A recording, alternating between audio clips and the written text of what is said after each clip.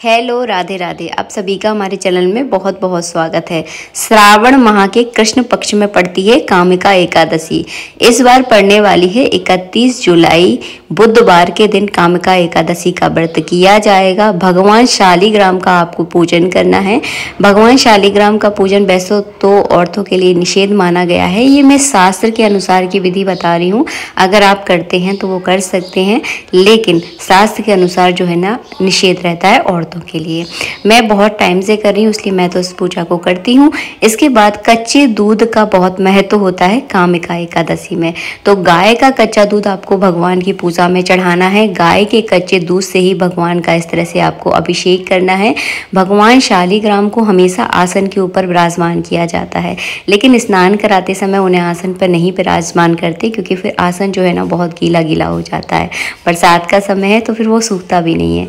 इसीलिए मैंने इस तरह से भगवान शालिग्राम को लेटाकर जो है ना अच्छे से उनका अभिषेक किया है। उसके बाद शुद्ध जल से स्नान करवा दिया है। अब इस जल को जो है ना मैं डाल दूंगी तुलसी के वृक्ष में। इसके बाद करूंगी भगवान का मैं अंग पोषण। अगर आपके घर में शालिग्राम भगवान नहीं है तो आप भगवान विष्णु के किसी भी रूप का पूजन कर सकते हैं।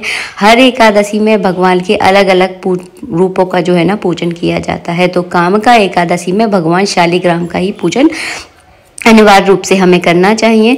तो मैंने यहाँ पर शालिग्राम भगवान को विराजमान कर दिया है, इत्र लगा दिया है, अंग पोषण कर दिया था। इसके बाद मैं कलावा रूपी वस्त्र अर्पित करूँगी, चंदन का तिलक लगाऊंगी। और हमेशा शालिग्राम भगवान को चंदन का तिलक जो है ना ऐसे यू शेप में लगाया जाता है। अभी आपको लगाकर मैं दिखाऊंगी। इसके बाद आपको जनेऊ चढ़ाना है।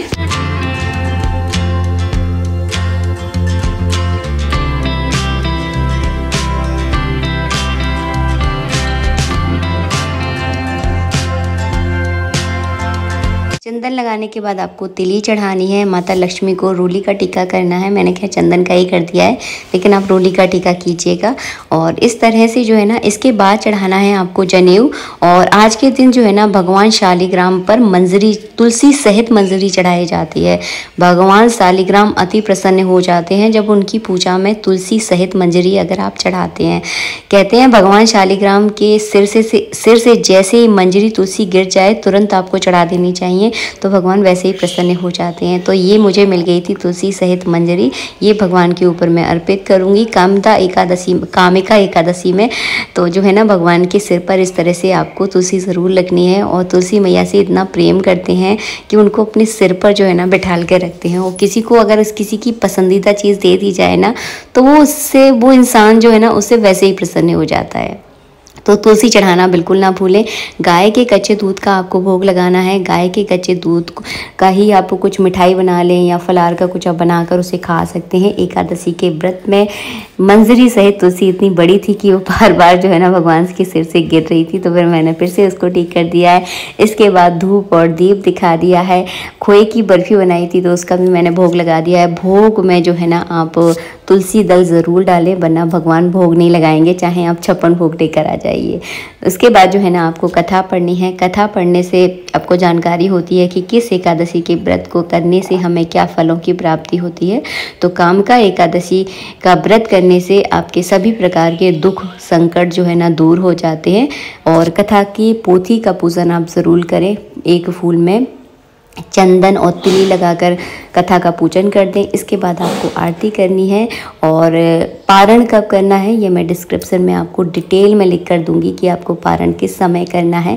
वैसे एकादशी का पारण जो है ना द्वादशी में किया जाता है। मतलब जैसे कि 31 जुलाई को आपको व्रत करना है तो 1 अगस्त को जो है ना आपको पारण करना है सुबह के समय मैंने अभी पंचांग में देखा नहीं है।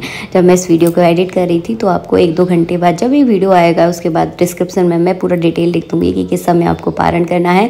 पारण में चावल ज़रूर खाए जाते हैं, तो आप थोड़े से चावल बनाकर ज़रूर खाएँ। अगर ना खा पाए तो अन्न का दाना ज़रूर खा लें।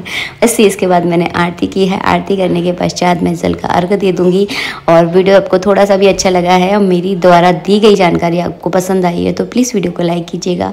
चौकी आपको कब हटानी है, तो चौकी जो है ना आप शाम के समय हटा सकते हैं, क्योंकि एकादशी के व्रत की पूजा सुबह के समय की जाती है। शाम के समय आप चौकी हटा दीजिएगा। आज के लिए इतना ही। नेक्स्ट वीडियो मिलेंगे। राधे राधे।